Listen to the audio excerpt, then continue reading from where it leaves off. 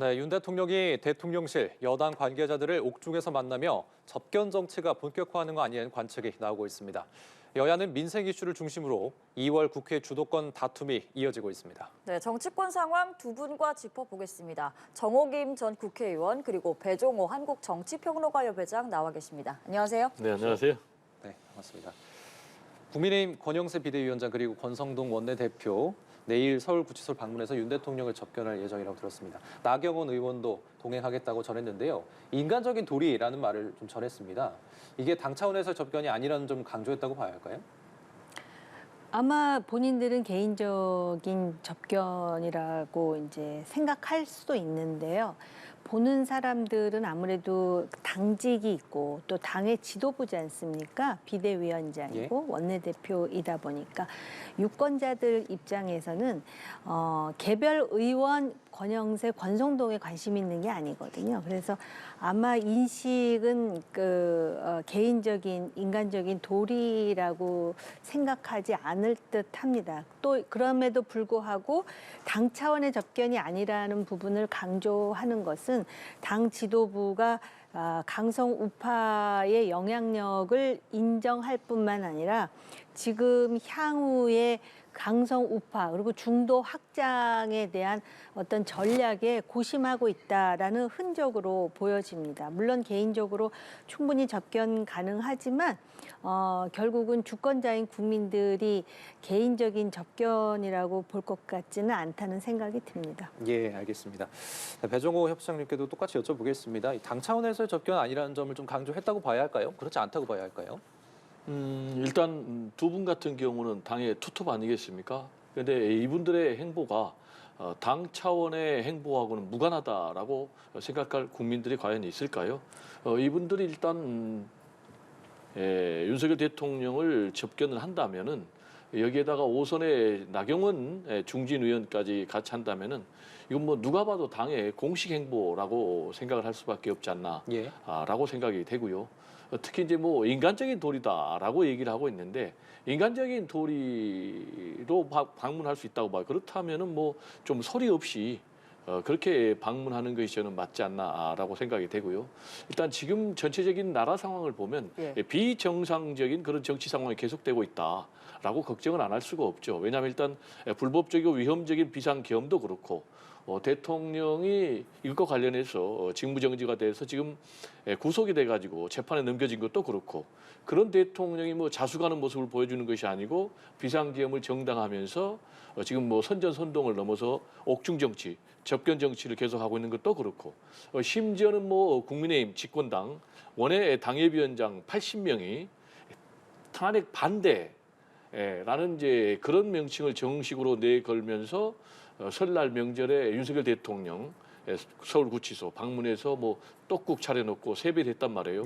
이런 행위들은 상당히 좀 걱정될 수밖에 없다. 그래서 만약에 국민의힘 지도부가 인간적인 도리다. 이건 당 차원의 정식 접견이 아니다라고 얘기를 하려면 비상계엄이 잘못됐다라는 메시지를 분명히 내놓고 탄핵에 앞장서야 되는데 비상계엄은 정당하다.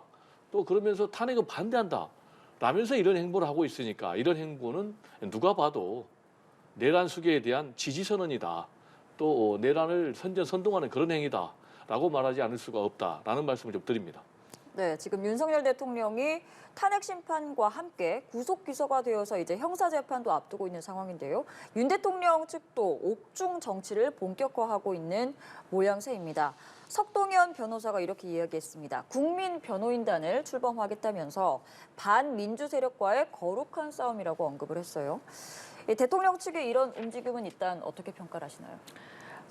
지금 그 석동현 변호사가 이제 대통령의 공식적인 변호인단에 지금 참여를 하는 건지의 여부는 제가 확인을 하지 못했어요. 어쨌든 굉장히 가까운 그런 그 변호사로서 지금 지원을 하고 있는데 여기 보면은 그 반민주 세력과의 거룩한 싸움, 반민주 세력의 아마 중심에는 민주당이 있지 않을까요? 저도 민주당이 민주적이라고 생각하지 않아요. 민주 세력이라고 하기에는 지금 그 의사 결정이 너무 일극 체제화돼 있지 않습니까? 심지어는 지금 급하다 보니까는 소위 그들의 어떤 기본 정책 내지는 지금 그 민생 지원금까지도 하루아침에 정책을 바꿀 수 있다라는 건 그건 민주적 절차에서 가능하다고 보기 좀 어렵거든요. 그리고 지난번에 그 줄탄핵 그것 때문에 민주당 지지도가 많이 떨어졌는데 그것도 그렇고 민주 파출소 운운하면서 그 카톡을 마치 또 검열하겠다라는 기세로 막 그 하다 보니까 그거 자체가 굉장히 부정적인 이미지를 심어준 것은 사실이에요. 그런데 반민주 세력과의 거룩한 싸움이 되기 위해서는 애초부터 계엄을 해서는 안 되는 거였죠. 그게 이제 아마 지금 대통령의 딜레마가 아닌가 이렇게 생각을 하고요. 그다음에 여기 보면은 이제 국민 변호인단을 출범하겠다고 하는 거는 그만큼 오른쪽에 있는 지지자들을 어떤 식으로든 결집해서 그들의 어떤 그 지지를 계속해서 끌어내겠다라는 의도가 보이는데요. 이렇게 국민 변호인단 이것도 역시 대의민주주의에 맞지 않습니다. 대의민주주의라고 하는 거는 국민의 대표를 뽑아서 그들로 하여금 주권자의 의지를 반영하도록 하는 것이지 지금 급하고 아쉽다 해가지고 국민 변호인단 지금 변호인단을 그 대리하는 대통령을 대리하는 변호인단이 주축이 돼야 되는 것인데 국민 변호인단을 다시 만들겠다라는 것은 그만큼 지금 그 헌재에서의 심판도 그렇고 그다음에 내란과 관련한 재판에서도 법리적으로 보면 유리하지 않다 하는 것을 본인들 스스로가 지금 간접적으로 인정하는 게 아닌가. 그리고 또 이 우파 지지자들의 어떤 의식 또는 정치 문화 가치관도 조금 반영돼 있는 것 같아요. 이 국민 주권은 국민에게 있는 것이고요. 대통령은 그걸 위임받은 존재입니다. 그런데 대통령의 어떤 권위에 대한 이러한 어떤 그 절대적인 지지라든지 이런 것은 사실은 지금 이 문화를 반영하고 있는지는 모르겠으나 현실에 그렇게 그 적절하지 않다라고 생각됩니다. 윤 대통령 측의 국민 변호인단 어떤 의도라고 보시나요? 굉장히 좀 유감스럽고요. 일단 석동현 변호사가 법조인 아니겠습니까? 법조인이라면은 헌법과 법률의 절차에 따라서 법정에서 투쟁을 하는 게 맞지 않겠습니까? 근데 이제 국민 변호인단이라는 명분을 내걸어서 결국은 세결집을 하겠다. 그래서 헌법과 법률에 의한 투쟁이 아니라 세결집을 통해서 장애 여론전으로 정상적인 지금 탄핵 심판 그리고 또 형사 재판을 뒤엎겠다. 라는 그런 선전선동에 불과하다라는 말씀을 드리고요. 일단 뭐 선전선동을 할 수 있다라는 것을 양보한다 그래도 좀 이분들이 주장하는 논리가 최소한의 좀 논리와 상식에는 맞았으면 좋겠는데 완전히 이 궤변과 망언을 늘어놓으니까 참 국민의 한 사람으로서 불편하기 짝이 없고요. 지금 이제 윤석열 대통령의 이 비상계엄을 옹호하기 위해서 지금 이 윤석열 대통령의 불법적이고 위험적인 비상계엄 또 그리고 내란에 대해서 비난하는 사람들을 대해서 지금 반법치라는 그런 주장을 했거든요. 그러면서 반민주 세력이다라고까지 했는데 멀쩡한 21세기 대한민국에서 대통령이 무장 군대를 동원해서 국회를 봉쇄하면 이게 반법치 아니겠습니까? 그리고 또 국회를 봉쇄하면서 헌법과 법률이 보장한 국민의 기본권 언론 집회 결사의 자유를 봉쇄하고 그러면 이거야말로 반민주 아니겠습니까? 근데 이걸 완전히 정반대로 호도를 하니까 일반 국민들 입장에서는 기가 차겠다라는 좀 생각이 들고요. 그리고 윤석열 대통령의 위험적이고 불법적인 비상계엄 선포가 계엄 형식의 대국민 호소다 이렇게 주장을 하고 있거든요. 그러면 대통령이라면 대국민 담화를 얼마든지 할 수가 있어요. 모든 지상파 방송 포함해서 종편을 통해서 우리 보도 전문 채널을 통해서 연합뉴스 TV 같은 그런데도 불구하고 왜 군대를 동원해야 됩니까? 그리고 또 대국민 기자회견도 할 수 있어요. 근데 왜 무장 군대를 동원해야 됩니까? 이런 말이 되지 않는 그런 논리를 펴고 있으니까 국민들 입장에서는 더더욱더 윤석열 대통령이 만약에 탄핵 심판이 기각이 돼서 직무에 복귀를 한다면 제2, 제3의 비상계엄을 또 선포할 수 있겠다라는 그런 위협감이 들 수밖에 없고요. 마지막으로 또 동의하기 좀 어려운 게 2030 젊은 세대들의 미래를 위한 것이다라고 지금 강변을 하고 있거든요. 그런데 지금 이분들의 내란 선전선동 때문에 이번에 서부지법 폭동 사태와 관련해서 한 60여 명이 지금 구속이 돼서 재판에 넘겨졌는데 이 가운데 젊은이들이 한 50%나 되거든요. 그러면 이 젊은이들의 앞날의 미래는 누가 책임지는 거죠? 예. 그래서 이런 무책임한 내란 선전 선동은 즉각 중단해야 된다라는 좀 말씀을 드리고 싶습니다. 알겠습니다. 예. 이런 가운데 국회도 이제 구치소를 찾습니다. 이제 오늘 5일에 김용현 전 장관이 있는 동부구치소, 또 윤 대통령이 있는 서울구치소에서 이제 현장 조사를 하기로 했는데요. 국민의힘 의원들은 불참을 할 것으로 보입니다. 네. 야당이 단독 의결했기 때문에 참여하지 않겠다라는 입장이고요. 지금 민주당의 이 국정조사의 일환으로 지금 이제 특별 접견을 하는 것인데 아마 과연 그 특별 접견이 이루어질지는 상당히 불확실하죠. 그런데 사실은 순서가 좀 맞지 않아요. 계엄을 선포했을 때 국회 내의 다른 야당에서는 일단 국정조사와 특검을 한 연후에 탄핵 절차를 밟아야 된다라는 입장 개진이 있었음에도 불구하고 민주당이 굉장히 급했죠. 그래갖고 전격적으로 탄핵부터 추진을 한 거예요. 그리고 나서 국정조사와 내란 특검을 이렇게 추진하다 보니까 지금 내란 특검법안은 대통령 권한 대행에 의해서 거부권이 행사되지 않았습니까? 네. 그러다 보니까 또 재표결을 한다 그러는데 그런 상황에서 이미 검찰에 의해서 이 대통령을 포함해서 전부 구속 기소가 된 상황입니다. 재판을 앞두고 있거든요. 그러다 보니까 마치 또 이런 현장 조사 이런 것들이 전부 뒷북치는 것처럼 보일 수밖에 없는 것이죠. 예. 그래서 아마 이재명 대표를 대통령으로 당선시키기 위한, 즉 조기 대선을 위해서 이런 식의 어떤 정치적인 그런 이벤트를 계속하는 것이 아니냐라는 의구심을 갖는 사람들이 늘어나고 있는 것이죠. 예, 알겠습니다.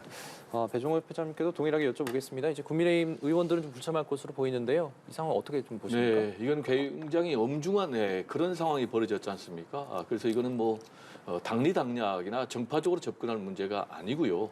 여야가 초당적으로 진상 규명 그리고 또 재발 방지에 나서는 것이 마땅하다. 특히 이제 국정조사는 국회의 꽃입니다. 그런데 이런 국회를 윤석열 대통령이 무장군인을 동원해서 봉쇄하고 비상입법기구까지 만들려고 했다라는 구체적인 쪽지까지 나온 상황 아니겠습니까? 이런 상황에서 국회가 진상규명에 나몰라라, 또 재발방지에 나몰라라 하는 것은 있을 수가 없는 일이다. 이렇게 생각이 되고요. 특히 이제 국민의힘은 회방 놓기 전략이 좀 도를 넘었는데 심지어는 이재명 대표가 내란에 책임이 있다. 라면서 이재명 대표를 지금 내란 국정조사 특위에 증인으로 채택하자고까지 요구를 했는데 지금 내란을 이재명 대표가 일으켰습니까? 윤석열 대통령이 일으켰습니까? 이런 거는 국민들로부터 동의를 받기 어려운 그런 주장이고요. 지금 이제 국회의 역할이 과연 진상규명에 어느 정도 역할을 했느냐라는 것이 굉장히 중요한데요. 이번에 이제 비상계엄이 절차적인 요건을 제대로 갖추지 못했다. 또 그리고 실질적인 절차를 제대로 밟지 못했다. 이런 부분도 국회에서 밝혀졌고요. 특히 이제 윤석열 대통령 같은 경우는 체포를 지시 안 했다라고 지금 완강히 부인을 하고 있지만 군경 핵심 수뇌부들이 윤석열 대통령이 도끼로 문짝을 찍고 국회 또 총을 쏴서라도 끌어내라. 라는 또 증언을 국회에서 다 했지 않습니까? 굉장히 국회에서 저는 한 일이 많고요. 또 윤석열 대통령은 비상계엄 선포와 관련해서 부정선거 음모론을 주장을 했는데 지금 중앙선관위 사무총장이 또 국회에 나와가지고 전혀 그거는 가능성이 없는 일이다라고 얘기를 했지 않습니까? 예. 그리고 또 지금 수사가 진행이 돼서 또 기소까지 됐지만 지금 수사에 좀 한계가 있는 부분이 있어요. 외환죄 부분이라든지. 그래서 이런 부분은 이미 이제 국회에서 많은 진상규명의 역할을 했지만 더 역할을 할 필요가 있다. 그리고 또 국민의힘도 집권당이면 이런 부분에 적극적으로 참여할 필요가 있다라는 좀 말씀을 드리고 싶습니다. 알겠습니다. 아까 이야기하신 비상계엄 당시 상황에 대해서는 앞으로 법정에서 좀 더 진실이 밝혀져야 할 것 같고요. 이번에는 여야 상황을 좀 이야기해 보겠습니다. 우선 국민의힘은 윤 대통령의 재판과 관련해서는 헌법재판관들의 이 정치적인 편향성을 문제 삼으면서 계속해서 공세를 펴는 모양새이고 또 내부에서는 이 조기 대선 가능성이 계속해서 거론이 되자 이에 대해 이제 부안회동하지 말라라는 식의 지도부 발언도 있었던 것으로 전해졌습니다. 이런 이 국민의힘의 움직임은 어떻게 보고 계시나요? 우선 그 내부에서 조기 대선에 대해서 굉장히 경계하는 듯한 입장 개진이 나오는데요. 제 생각으로는 외연적으로는 그 부안해동 하지 말라라는 입장이라 하더라도 물밑에서는 조기 대선에 대비하는 것이 지도부다운 게 아닌가 그런 생각이 들거든요. 네. 지금 그들이 끊임없이 조기 대선은 없을 거야라고 끊임없이 되뇌인다 그래서 지금 조기 대선 가능성이 낮아지는 건 아니란 말이죠. 그러니까 현실주의적 관점에서 모든 그 가능성에 대비하는 것이 지도부의 역할이라는 점을 우선 지적하고 싶고요. 그다음에 헌법재판관들의 이 정치적 편향성은 제가 볼 때도 편향성 없다라고 말하기는 어려워요. 대한민국의 헌법재판소뿐만이 아니라 그동안의 정치인들에 대한 법원 판결을 보면은 뭐 법원 판결 나올 때마다 여당은 여당대로 야당은 야당대로 유리한 판결이 나오면은 환영하지만 불리한 판결이 나오면은 온갖 그 주장과 비판을 쏟아놓고 있지 않습니까?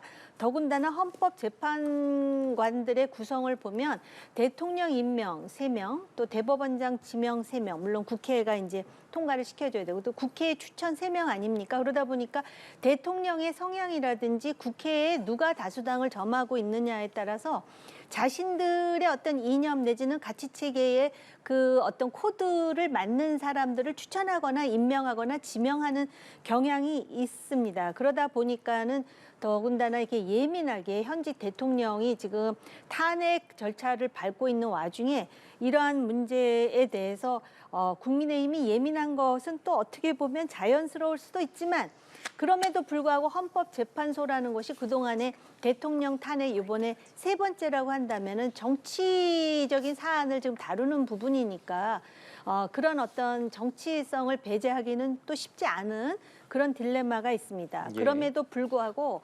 헌법재판관들은 스스로가 공정하고 중립적이고 객관적임을 보여줘야 되는데 비록 십몇 년 전 일이라고 하지만은 중요한 정치 사안에 대해서 자기 의견을 공개적으로 피력한다라든지 아니면 특정 정치인, 특히 야당의 대표와 굉장히 친하다라는 사실이 공공연히 알려진다든지 이런 것에 대해서는 본인 스스로가 정리를 진작에 했었어야 되는 겁니다. 판사가 된 이유라고 하더라도 단 국민의힘이 어떤 가족관계라든지 이런 것에 대해서 이렇게 강력하게 그 입장을 개진하는 것은 사실은 적절하지 않은 일입니다. 더군다나 민주주의의 최후의 보루, 정의의 최후의 보루가 사법부라고 한다면 그리고 지금 사법부가 특별히 어떤 편향된 입장을 지금 개진하거나 또는 편향된 태도를 보이는 게 아닌 이상은 그 사법부의 판단에 대해서 그것에 대해서 존중하는 자세를 보이는 것이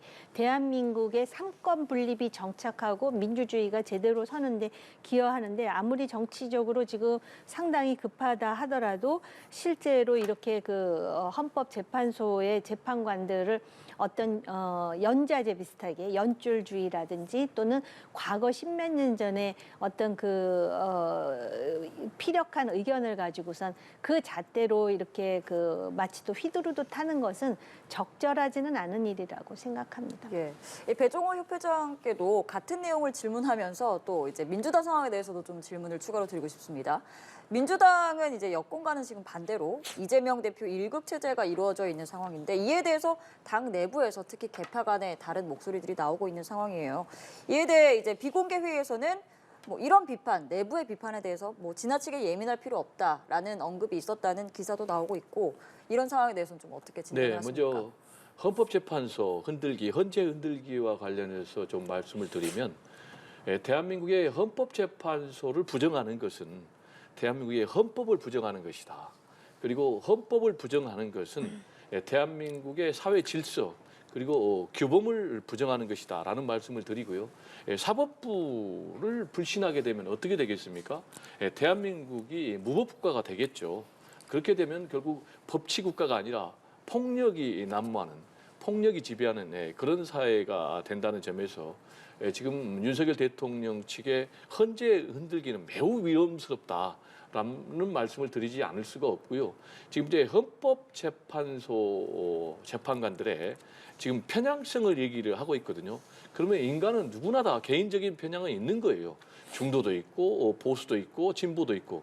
그러면 지금 3명의 지금 헌법재판관들이 지금 뭐 진보적인 성향을 띠고 있다라고 얘기를 하고 있거든요. 근데 현재 8인 체제니까 그러면 뒤집어서 얘기하면 중도 보수 성향은 5명이야 된다라는 얘기가 되는 거예요. 그러면 이 부분은 거꾸로 그러면 진보 진영에서 문제 제기를 해야 됩니까? 예. 그리고 헌법재판소가 총 9명으로 돼 있지 않습니까? 근데 구성 자체가 다양성을 지금 보장하고 있기 때문에 대통령이 3명을 추천해서 그리고 임명하고 대법원장이 3명을 추천해서 임명하고 국회가 3명을 추천해서 임명해서 총 9명으로 돼 있거든요. 그래서 누구나 개개인의 성향은 있지만 그 개개인의 성향이 꼭 판결로 연결된다라는 그런 보장은 없는 거예요. 예. 실제로 박근혜 전 대통령을 탄핵할 때 보수 성향으로 분류되는 헌법재판관이 5명이나 됐거든요.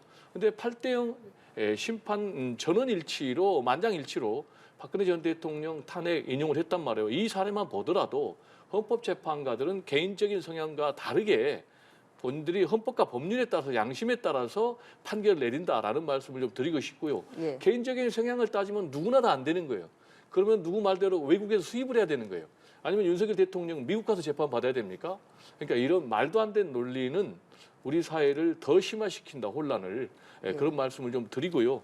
지금 뭐 민주당 같은 경우 이재명 대표 입장에서는 지금 뭐 통합이 굉장히 중요한 그런 상황 아니겠습니까? 그래서 갈등을 좀 유발하지 말고 만약에 또 실제로 지금 뭐 김경수 전 지사를 통해서 이재명 대표의 일극 체제를 비난한다 하더라도 우리가 좀 폭넓게 포용하자.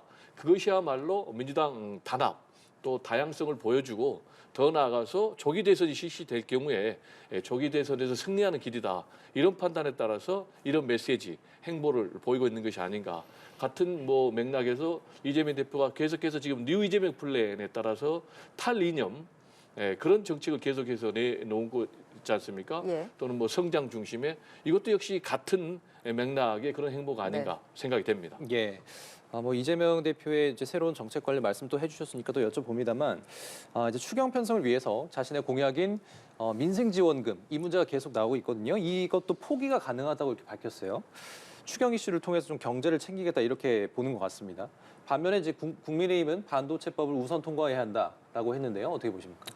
추경은 여당과 또 한국은행장도 굉장히 지금 절박하게 강조했던 측면이 있는 만큼 지금 민생과 경제가 상당히 어렵습니다. 그런 차원에서 아무리 정쟁을 하더라도 이렇게 의사가 일치되고 또 국민에게 필요한 사안에 대해서는 좀 초당적이고 넓은 자세가 필요하다라고 생각을 하고요. 단 여기서 정치의 관점에서 지적하지 않을 수 없는 거는 그동안 민생 지원금에 대해서 이거는 이재명 공약이다 해가지고 얼마나 집요하게 주장을 해왔습니까? 네. 그런데 이런 것이 하루아침에 뒤바뀔 수 있는 것이 민주당의 의사결정 구조라면은 우리가 생각하는 일극 체제 이상의 비민주적인 요소를 민주당이 갖고 있다라는 거. 그리고 제가 지난번에도 강조했지만은 대통령이 이번에 계엄 선포할 때도 자기가 주도해갖고 1인 주도로 의사결정하다가 저런 비극적인 상황까지 지금 추락했는데 그러한 일극적인 의사결정 체제가 얼마나 잘못됐다라는 것에 대한 반면 교사가 이번 계엄 선포라고 한다면 민주당은 지금 별로 그것에 대해서 교훈을 배운 것이 없다라는 거. 그다음에 이 부분입니다. 특히 이제 그 추경과 관련해서 국민의힘이 반도체법 우선 통과를 주장하지 않습니까? 그런데 실제로 지금 전 세계가 특히 미국과 중국이 AI와 관련한 패권 전쟁에 돌입을 했습니다. 이거 굉장히 심각한 것이고 우리가 반도체의 1위를 다투는 국가로서 지금 이 모든 것의 초점이 여기에 맞춰도 시원치 않을 판에 지금 대통령 탄핵과 관련해서 국내 정치가 전부 블랙홀처럼 빨아들이고 있는 상황인데 왜 이 반도체 특별법이 중요하냐면은 지금 AI와 관련해서 뭐 딥시크 해가면서 지금 미국, 중국이 이렇게 경쟁에 열을 올리고 있는데 예. 그러한 경쟁에서 우리가 뒤처지지 않으려면은 적어도 반도체와 관련한 분야에서는 과연 주 52시간 그 근무하는 것, 근로하는 것과 관련해서 우리가 유연성을 발휘해야 된다. 그래서 이재명 대표가 대통령이 되기 위해서는 스스로 지금 자기가 유연하다라는 것을 단순히 추경이라든지 이런 걸로 보여주려고 하지 말고 노동개혁으로 보여주라는 요구가 지금 나오고 있습니다. 예. 그 대표적인 것이 반도체 특별법인 만큼 추경도 하고 국민의힘이 강조하는 반도체 특별법에 대해서도 유연한 입장을 해가지고 정치적으로는 싸우더라도 지금 미래를 위한 먹거리라든지 경제와 관련해가지고는 살아남아야 되지 않겠습니까? 그런 점에서 이재명 대표가 이런 그 단순히 지금 추경 얘기만을 한다 그래서 실용주의적인 그런 지도자라고 생각하지 않을 것 같습니다. 예, 알겠습니다. 지금 뭐 말씀을 해주셨지만 이제 딥시크 AI 관련해서 정말 쇼크다 할 수 있을 정도로 좀 파장이 큽니다. 또 경제적인 위기감도 계속해서 이제 이어지고 있는데요. 이런 상황 속에서 이제 첨예하게 대립하고 있는 여야가 민생 법안을 두고서 어떤 접점을 좀 모색할 수 있을지 좀 여쭤보고 싶습니다. 이제 중도층 표심은 사실 이제 민생 법안 관련해서 좀 예민한 부분이지 않습니까?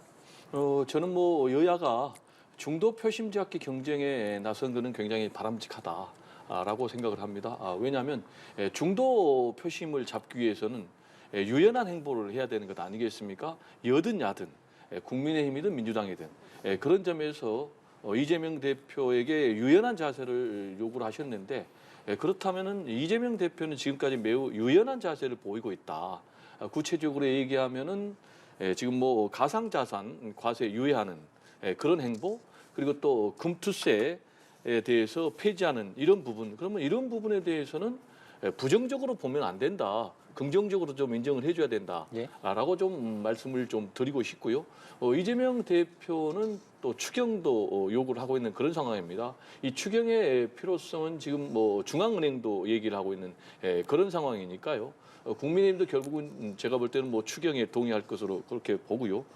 지금 그리고 이재명 대표 같은 경우는 뭐 AI와 관련해서 지금 중국의 딥시크가 나와가지고 전 세계 AI 시장의 판도가 지금 바뀌고 있는 그런 상황 아닙니까? 이런 상황에서 국가적 지원이 필요하다라는 그런 이재명 대표의 주장도 저는 개인적으로 상당히 좀 설득력이 있다. 그리고 또 우리 정 의원께서 노동에 대해서도 좀 유연한 입장을 보여야 된다. 그 부분에 대해서 저는 개인적으로 동의를 합니다. 그래서 이재명 대표가 내일 반도체법 관련해 가지고 토론회를 여는 것 아니겠습니까? 그럼 내일 토론회를 열어서 어떤 결론을 내릴지 모르지만 지난번에 금투세 폐지할 때 당론은 뭐 유예 쪽으로 가는 그런 상황이 높았지만 결국 토론회를 통해서 폐지를 했기 때문에 이재명 대표가 이 반도체법 관련해서 토론을 열어서 이 주 52시간제에 대해서는 어떤 결론을 내놓을지 그리고 만약에 주 52시간 근무제에 대해서 유연한 입장을 보인다면 이 부분에 대해서는 표변한다라고 그렇게 평가절하하면 안 되고 말씀하신 대로 유연한 태도를 보였다라고 좀 긍정적인 그런 평가를 해줘야 된다는 좀 말씀을 드리고 싶고요. 마지막으로는 지금 대한민국의 정치가 실종되고 비상계엄과 내란까지 간 것은 윤석열 대통령이 특히 상대를 동반자로 생각하지 않고 정치적 파트너로 생각하지 않고 제거해야 될 대상으로 적대적 대결 정치만 계속 하다 보니까 이렇게 됐는데 정말 반면교사 삼아서 여든 야든 민주당이든 국민의힘이든 상대를 좀 존중하고 대화 타협에 유연한 정치를 좀 할 필요가 있다라는 말씀을 좀 강조하고 싶습니다. 예, 알겠습니다. 마지막으로 두 분께 이 조기 대선 가능성과 관련한 질문을 한 개씩 드리고 마무리하겠습니다. 먼저 이준석 개혁신당 의원 오늘 오후에 홍대 입구역에서 기자회견을 열 예정인데요. 뭐 대선 출마 아니냐라는 분석도 나오고 있고 또 한동훈 전 국민의힘 대표 최근에 측근을 통한 복격담들이 나오고 있는 상황인데 두 인물의 행보 어떻게 전망을 하시나요? 바로 우리가 이제 그 굉장히 독단적인 의사결정 리더십에 대해서 얘기하지 않았습니까? 그렇기 때문에 그 중도에서는 아직까지도 결정을 유보한 채 뭔가 새로운 인물이 등장하기를 원하는 그런 희구가 있습니다. 예. 근데 과연 이준석 의원이나 한동훈 전 대표가 그 희구를 얼마나 만족시켜줄지는 본인들 하기에 달려 있다라고 생각하고요. 지금 뭐 우리가 많은 얘기를 했습니다. 이재명 대표가 중도 실용 뭐 여러 가지 얘기를 했는데 가장 중요한 변수는 이재명 대표의 사법 리스크입니다. 이제 곧 2심 결과가 나올 텐데요. 2심에서 과연 그 1심과 거의 유사한 결과가 나와서 이재명의 정치 경로에 치명타를 날리느냐의 여부. 그럼에도 불구하고 이재명 대표가 실질적인 당 대권 주제로서 계속해서 본인이 포기하지 않고 그거를 집요하게 유지할 것인가의 여부. 이거가 변수가 되는 것입니다. 만약에 똑같은 결과가 나왔는데 본인이 대권을 계속해서 도전하겠다 하면서 그 자리에 있을 때 국민의힘으로서는 굉장히 큰 기회의 문이 열리는 것이고요. 근데 그런 가능성만 있는 게 아니지 않습니까? 재판은 정치가 하는 게 아닙니다. 판사가 하는 것이기 때문에 거기에서 기회의 문이 이준석, 그다음에 한동훈, 그 기타 등등에게도 열릴 수 있을 것이라고 보고요. 지금 현재 여론조사가 나오는데 그 여론조사상 지금 이준석 의원이나 한동훈 전 대표가 괄목할 만큼 치고 올라오고 있지는 않지만 예. 앞으로 이제 한국 정치가 굉장히 다이나믹하다 보니까는 어떤 상황이 개진되느냐, 거기서 본인이 어떤 두각을 발휘하느냐에 따라서 나타나는데 아까도 강조했지만 가장 큰 변수는 이재명 대표에 대한 2심 결론이다라고 생각을 합니다. 예, 두 인물 어떻게 전망하시나요? 네, 이준석, 한동훈 두 사람의 행보를 얘기를 하는데 또 이재명 대표로 주제가 예. 바뀌었는데요. 이재명 대표의 사법 리스크는 대법원에서 확정 판결 나면 결론이 나는 거예요. 지금 윤석열 대통령 측에서 무죄 추정의 원칙을 내세우고 있잖아요. 그렇다면 대법원에서 확정 판결이 내기 전에는 무죄 추정의 원칙이 동일하게 이재명 대표에게도 적용이 돼야 된다라고 보고요. 이재명 대표 같은 경우는 만약에 뭐 3월이나 4월에 2심 결과가 나온다고 해도 상당한 뭐 최악의 경우에 타격은 되겠지만 민주당의 대선 주자로서의 지위는 큰 변화가 없을 것이다. 이렇게 좀 말씀을 드리고 싶고요. 지금 이준석 전 대표 같은 경우는 사실상 대권 행보를 하고 있어요. 대선 캠프를 강남에 차렸다는 건 아니겠습니까? 그리고 또 홍대 입구에서 또 예. 기자회견 한다는데 이것도 사실상 대선 출마 기자회견으로 보여지고요. 그리고 한동훈 전 대표 같은 경우도 지금 목격담 정치가 다시 시작이 됐고 뭐 스킨십을 하고 있다고 그래요. 그래서 뭐 2말 3초쯤에는 등판할 거다라는 네. 이제 그런 예상이 나오고 있는데 저는 이준석 전 대표에게도 좀 그렇고 또 한동훈 전 대표에게도 좀 던지고 싶은 주문 사항은 이 사람들이 왜 대통령이 돼야 되는가라는 질문에 대해서 명확한 메시지를 내놔야 된다. 그래야지 정치적 미래가 있다라는 말씀을 드리고 특히 지금 탄핵 정국에서 이 사람들의 의미는 무엇인가 그리고 이것과 관련해서 자신들은 앞으로 어떤 정치를 하겠는가라는 부분에 대한 명확한 답을 줘야만이 미래가 열릴 것이다. 예. 이런 말씀을 좀 드리고 싶습니다. 예, 알겠습니다. 두 분과 전국 상황 짚어봤습니다. 오늘 말씀 여기까지 들어보도록 하겠고요. 정호김 전 국회의원, 배종호 한국정치평론가 협회장님과 함께했습니다. 오늘 말씀 고맙습니다. 네, 고맙습니다. 감사합니다.